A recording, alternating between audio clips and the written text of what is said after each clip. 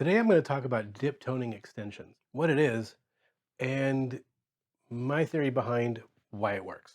If this is your first time here, I'm Holland Morgan, a professional cosmetologist and cosmetology educator, and I'm here to share what I've learned during my career and share with you as I continue to learn.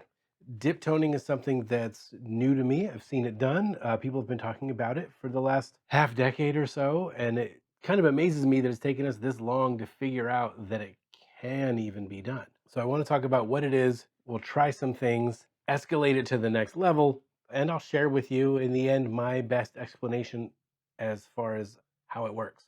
Dip toning is when you take extensions and you want to start out with them damp because the damp hair is kind of like a sponge in the sense that it needs to be hydrated in order to absorb things. If you were to take a dry sponge or dry hair and put water on it, sometimes the water rolls right off. If you were to put this type of color on dry hair, you would need a lot more, and it may or may not be as effective as you want it to be. I have some human hair here. If you're looking for human hair extensions that are this color that you can tone, extensions use a different number system rather than 1 through 10 on the scale like a lot of hair colors do. They use what's called the J&L system, and this is known as a 613, which is the easiest to find platinum blonde. You can still see there's a bit of yellow in there. And so somebody figured out at some point that if you add purple shampoo to your warm water bath, that you can dip your hair in it and it will tone it. So I have Paul Mitchell Platinum Plus shampoo here that's pretty pigmented. And we're just gonna bloop some shampoo in there. So what's gonna happen with our dip toning is rather than the water diluting the shampoo, it just acts as a medium to get it into the hair. I think we're pretty well mixed. Then you grab your extensions, however much of them you want, and you dip it in the shampoo. And almost immediately, I mean really immediately, the pigment in there grabs onto that hair. Wow, what a difference. And then now I've gone from pretty yellowy blonde to something that looks pretty ashy, which I imagine once we dry this, it's going to not look as blue or as strong as this. Well, I'm going to leave one out as like sort of a control. And then I'm going to take one and just drop it in there for a few minutes. So this got me thinking, if I can do this with pigmented shampoo, can I do this with direct dyes? Can I do this with fashion colors? So I'm going to grab another little tub of water here, and I'm going to introduce you to Evo Fabuloso. Evo is a really awesome Australian company. I've started using their direct dyes, Stano, as well as Fabuloso. With Evo, you can custom blend your own conditioners to help maintain your hair color, whether it be a platinum blonde or a brunette or a vibrant red. There's a whole line of Fabuloso that you can customize and create a retail product for your guests to take home. So this is a brand I've started working with recently. And then they also have Stano.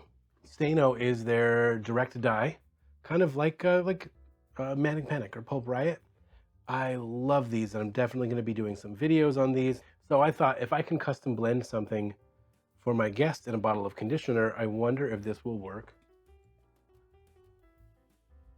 So I'm going to add a little bit of our platinum direct dye along with the blue and see how intense this comes out. Doesn't break up nearly as easy as the shampoo. While I'm mixing that up, let's check this one and see how we're doing. Okay, I thought, if I leave this in the purple shampoo longer, will it get deeper? And it definitely has. It's definitely gotten deeper. So we'll have to see how those turn out. Now that I've got this well mixed up, let's see what this does. Ooh. This has so much blue in it, it's starting to look a little bit greenish. Let's add even more blue, because I'm curious if I add even more blue, will I get an even bluer result? Got that mixed up. Let's see how big of a difference more pigment makes. Oh, that's nice. Just gonna leave that in there.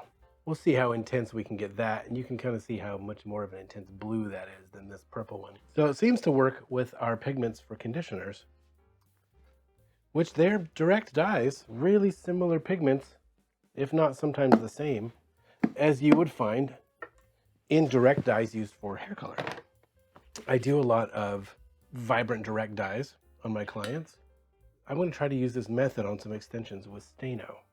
So I'm going to use a little bit of cobalt, which is a really nice bright blue, and a little bit of ultramarine, which is kind of more of an indigo.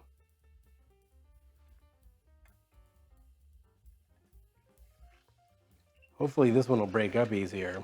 But let's check this out.